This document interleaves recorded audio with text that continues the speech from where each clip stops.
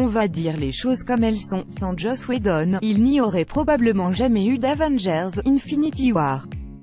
Ben oui, si en 2012, Joss Whedon n'avait pas réalisé le premier Avengers et montré que faire un tel film choral tout en soignant ses personnages et en les rendant tous aussi charismatiques sans oublier une pointe d'humour, et si le film n'avait pas rencontré le succès que l'on sait, Marvel n'aurait probablement pas tenté un projet d'une envergure aussi folle qu'Avengers Infinity War et sa suite programmée en 2019. Bon après, c'est sûr, Whedon a aussi fait l'ère d'Ultron, le film de la rupture avec Marvel, les limites de leur relation, où sa personnalité se diluait dans le grand bain imposé par le studio, le lessivant au passage.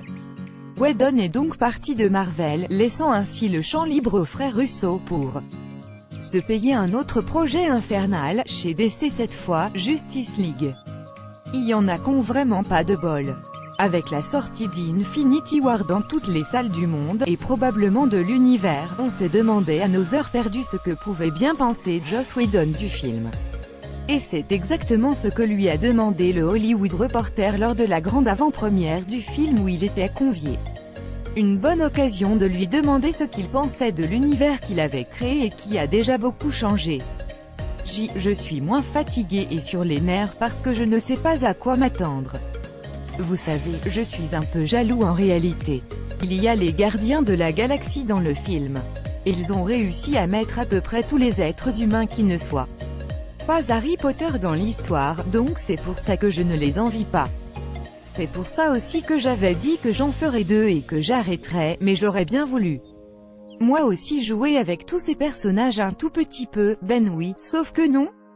Monsieur s'est barré pour aller faire le kéké chez DC, donc non, il ne jouera pas avec les personnages Marvel. Pardonnez la violence de cette dernière phrase, mais c'est qu'on est un peu colère quand même.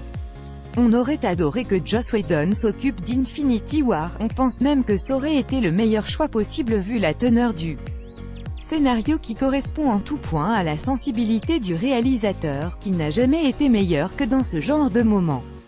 Alors si lui il est jaloux, ben nous on lui en veut un peu. C'est comme ça.